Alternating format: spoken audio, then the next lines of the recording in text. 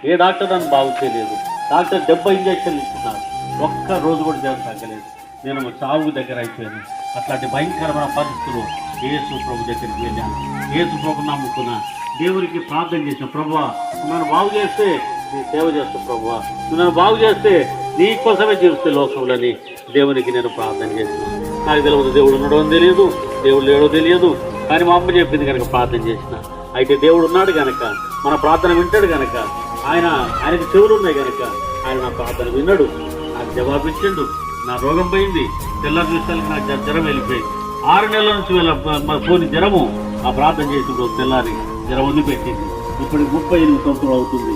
మళ్ళీ ఆ జబ్బు నాకు మళ్ళీ తిరిగి రాలేదు. నేను బతికాను, నా జబ్బు పోయింది, నేను బాగా అయిపోయినా, నా పాపాలు క్షమించాడు, నా రోగాలు బాగు చేశాడు. నేను దేవుని సేవ చేస్తున్నా, నేను ప్రపంచమంతా తిరుగుతున్నా.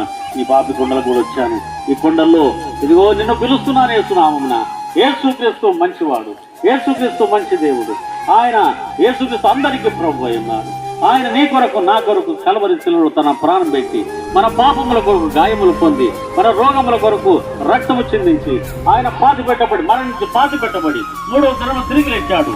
యేసుక్రీస్తు రక్తము ప్రతి పాపము నుంచి మనుషులను కడిగి పవిత్రపరుస్తుందని బైబిల్లో రాయబడింది.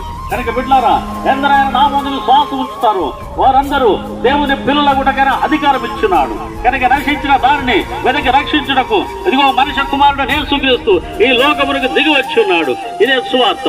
ఎందుకు నశించిపోతావు పాపంలో? ఎందుకు తాగుడుతో నశించిపోతావు? ఎందుకు వ్యభిచారం నశించిపోతావు? ఎందుకు మోసం నశించిపోతావు? యేసుక్రీస్తు నిన్ను రక్షించుటకై నీ పాపములను తన మీద మోసుకొని శిలువలో ఆయన గాయములు పొందాడు. నువ్వు పాపిగా చనిపోవాల్సిన అవసరం లేదు, నువ్వు భయంతో బతకాల్సిన అవసరం లేదు, నువ్వు దయ్యాలతో ఉండాల్సిన అవసరం లేదు, నువ్వు దేనికి భయపడాల్సిన అవసరం లేదు, మరణానికి భయపడాల్సిన అవసరం లేదు. ఇదిగో నమ్ముకు ఆయన ఎందుకు విశ్వాసం వచ్చిన వానికి రక్షణ దొరికింది. కనుక బిడ్డలారా, రక్షించే దేవుడు వచ్చాడు, కనుక విడిపించే దేవుడు వచ్చాడు, పరలోకం తీసుకుపోయే దేవుడు వచ్చాడు. నమ్మండి, రక్షణ పొందండి. దేవుడు నిన్ను దీవించును గాక, ఆయనకు మోక్ష రాజ్యం దయచేను గాక, మన రాజ్యంలో నుంచి చేర్చుకోను గాక. ఆమేన్. మనం ప్రార్థన చేద్దామా? రండి, చిన్న ప్రార్థన.